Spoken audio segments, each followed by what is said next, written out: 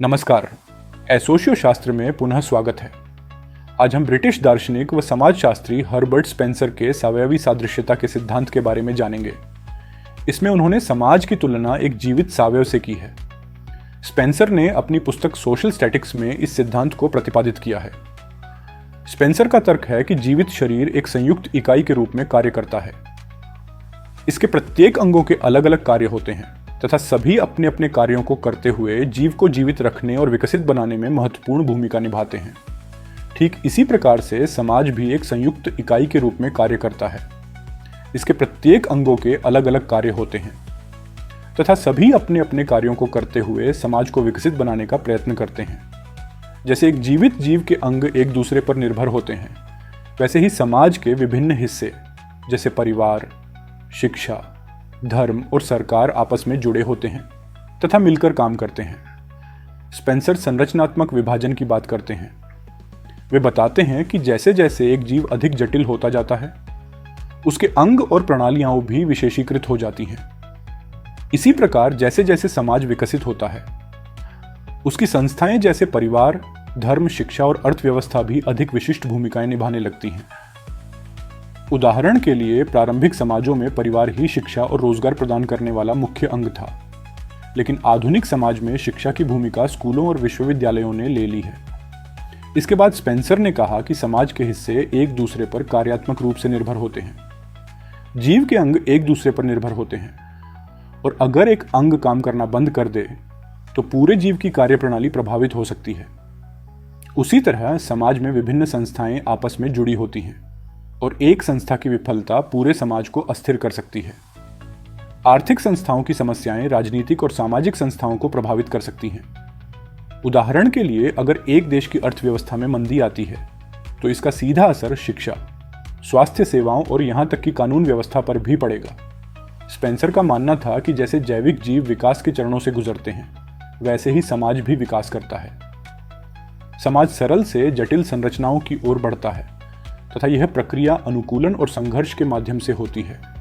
जैसे एक छोटा गांव विकसित होकर एक बड़ा शहर बनता है, वैसे ही समाज की संस्थाएं भी समय के साथ बदलती और विकसित होती जाती हैं।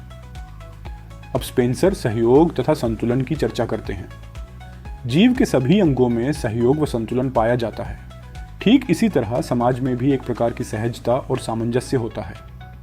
समाज के विभिन्न अंग जैसे कि संस्थाएं स्वचालित रूप से एक दूसरे के साथ समन्वय करते हैं, जिससे समाज का संतुलन बना रहता है। यह संतुलन उस स्थिति तक बना रहता है जब तक कि समाज के किसी भाग में भारी अव्यवस्था नहीं हो जाती। जैसे जीवों में तंत्रिका तंत्र होता है, जो सभी अंगों के बीच संचार और नियंत्रण सुनिश्चित करता है।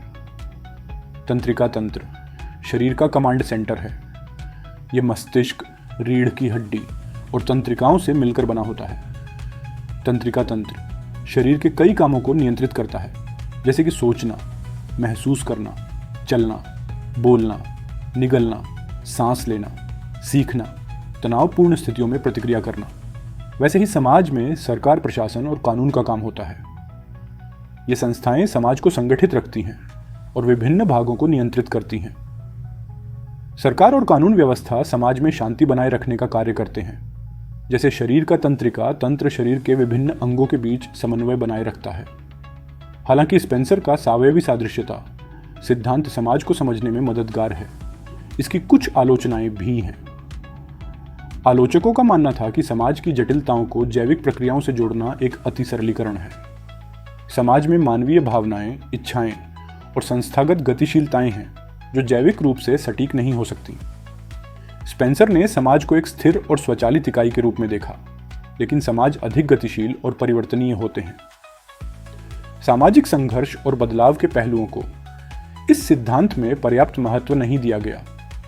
हर्बर्ट स्पेंसर का सावयवी सादृश्यता सिद्धांत समाज को एक समग्र इकाई के रूप में समझने का एक प्रयास था, जहां विभिन्न संस्थाएं और प्रक्रियाएं एक दूसरे के साथ जुड़ी होती हैं।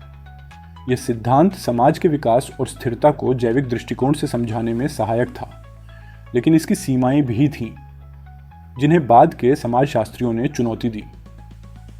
अगर आपको यह वीडियो पसंद आया हो तो कृपया सब्सक्राइब करें और हमारे अन्य एपिसोड्स भी देखें। जहां हम प्रमुख समाजशास्त्रियों और उनके विचारों पर चर्चा करते हैं। अगले वीडियो में फिर मिलते हैं। Till then, stay healthy, stay safe and keep reading.